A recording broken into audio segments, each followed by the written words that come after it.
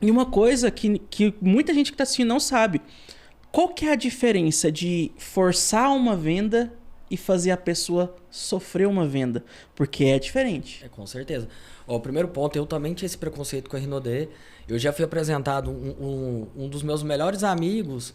Todo dia martelava minha cabeça para RNOD. Eu sempre corria, achava que era empresa de perfume. De perfume, só perfume, né? Mas eu queria perguntar para você o seguinte. Você já foi médico bom e médico ruim? Cara, já. Você voltou no médico ruim? Não. É a mesma coisa de vendedor na RNOD. Existem os bons vendedores e os más vendedores. Até porque quando a gente tá falando de uma faculdade, vamos supor que eu formo numa faculdade. Quando eu formo na faculdade, a própria faculdade ela tem um processo seletivo para a pessoa se tornar profissional. Ok, são o tempo da faculdade, alguns precisam uma prova. Ok, dentro do marketing de relacionamento, o que eu preciso estar apto para começar a trabalhar é comprar um kit. E normalmente o kit ele não vem com as habilidades. Ou seja, eu não posso vincular a imagem da empresa a um vendedor. Que seria a mesma coisa de eu vincular um médico ruim à medicina.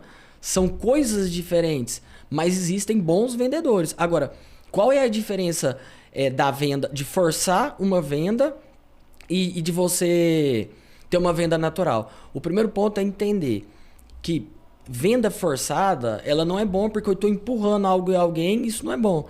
A venda, ela precisa partir, porque o vendedor, ele é uma pessoa onde ele vai conduzir você à melhor decisão sobre determinado serviço. Só que às vezes você não está enxergando aquele determinado serviço.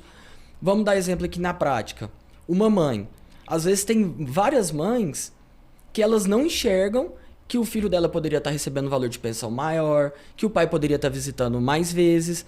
Aí onde que entra o vendedor? O vendedor é responsável por fazer essa mãe a mudar esse grau de consciência através de maneira ativa, ensinando para ela, mostrando para ela, através, a gente fala que é da persuasão, e existe a manipulação e a persuasão. A manipulação é quando eu faço isso a qualquer custo. Sim. Agora, a persuasão é quando eu vou usar gatilhos que eu faço com que aquela pessoa tome determinada decisão onde que vai ser benéfico para ela. E é onde que a gente entra no caso da pensão. Hoje, quando a gente fala de vendas dentro da advocacia, quando a gente extrai a necessidade da mãe, entende qual é o problema dela e consegue mostrar para ela quais são os principais benefícios que ela vai ter e quais são as desvantagens dela não ter, isso se torna venda. Por quê? A gente está pegando uma pessoa, às vezes, que não tem um nível de consciência, mas nada forçado, porque até quando a gente força a venda, vai vir aquele cliente que é chato, aquele cliente que não vai, às vezes, dar valor no seu serviço, diferente de um cliente que ele entende da necessidade, da necessidade que você pode causar para ela. Vamos pegar no seu caso, por exemplo, questão de produção de conteúdo. Hoje, vários advogados, várias pessoas não produzem conteúdo. Se eu forçar ele, não, você tem que produzir, forçar de maneira assim até chata, o cara vai correr de você. Agora, a partir do momento que você tem um diálogo com ela, venda, ele tem começo, meio e fim. Então, existe técnica de venda. Tem gente que pensa, Daniel, que venda eu preciso nascer com um dom. Tem pessoas que vão ter a habilidade de falar melhor, mas venda não é dom. Venda é começo, meio e fim. Então, no seu caso, por exemplo, quando você passa você explica para a pessoa, olha, hoje você sabia que através de produção de conteúdo você consegue agregar valor para o seu público, mostrar para elas as dores, para ajudar ela a resolver as dores dela. Você sabia que isso hoje é essencial?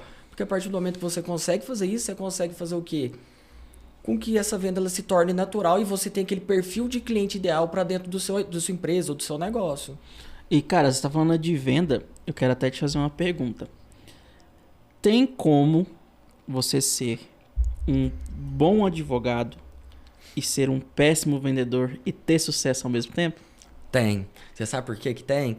E eu vejo muito isso. A advocacia é tão boa que a margem do advogado, ela faz com que advogados ruins, eles faturem muito. Porque são produtos bons na mão de advogados ruins. Agora vamos pegar, se esse mesmo advogado, porque ele tem uma margem muito alta, Tem determinados processos que ele tem uma margem muito alta, então ele pode errar várias vezes. É diferente de uma pessoa, às vezes, que monta uma padaria, da pessoa que ela monta um negócio que ela tem uma margem baixa. Essa pessoa, ela não tem chance de errar. Por quê? Se ela errar ali no fluxo de caixa dela, ela fica sem pagar os funcionários. Ela fica sem comprar mercadoria. Então, ela não tem margem para errar. Porém, por outro lado, dentro da advocacia, existem pessoas que eu falo assim, se tivesse outro negócio, ele já tinha quebrado, já. Mas por ter uma margem muito alta dentro dos de processo, do recebimento, ele consegue fazer vários erros de forma repetida. Porque são produtos bons na mão de advogados ruins. Porém, maus vendedores.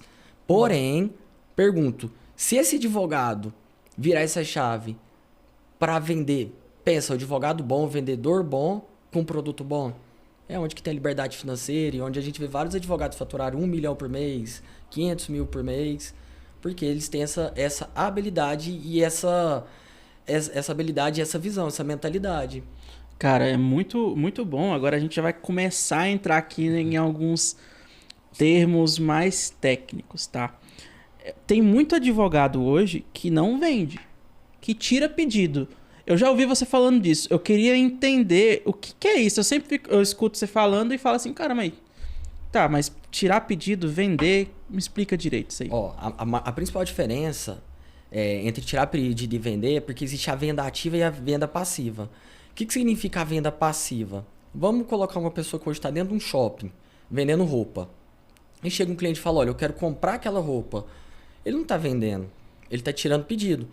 É diferente daquela pessoa, daquele vendedor que ele está dentro da loja, ele vê uma pessoa falando, rapaz, faz um elogio para ele, rapaz, vem cá, você tem uma barba bonita, rapaz, parabéns. Deixa eu te fazer uma pergunta, deixa eu te falar, ele traz o vendedor, ele faz com que aquele cliente ele entre dentro da loja, ele prospecte aquele cliente que não tinha a visão do produto dele, entre na loja e compra. Essa é a principal diferença. Por quê?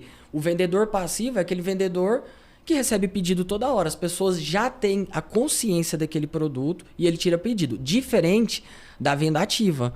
A venda ativa é quando a pessoa não tem aquele nível de consciência e a gente consegue transformar a cabeça dele, que é o caso da pensão. A gente pode pegar também o caso da produção de conteúdo.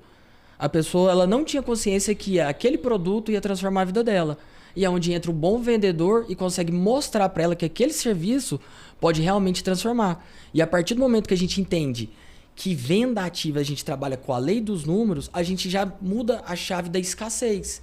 Porque muita gente às vezes quer abrir o próprio negócio, às vezes quer começar uma profissão. Aí fica, mas será que eu vou ter cliente? Se você for dar venda passiva, entregar cartãozinho, ficar esperando ou ficar esperando alguém, provavelmente você não vai ter previsibilidade, você vai depender de dedicação, você vai ter ansiedade e provavelmente você não vai ter cliente. Só pra gente entender aqui, o doutor. Tá. Então, um advogado que tira pedido seria um advogado que vive de indicação. Exatamente. Correto? E como que você faz hoje para não depender de indicação?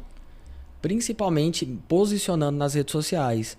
É muito importante a gente falar aqui sobre essa mentalidade de produção de conteúdo. A nova advocacia hoje, o que a nova advocacia exige?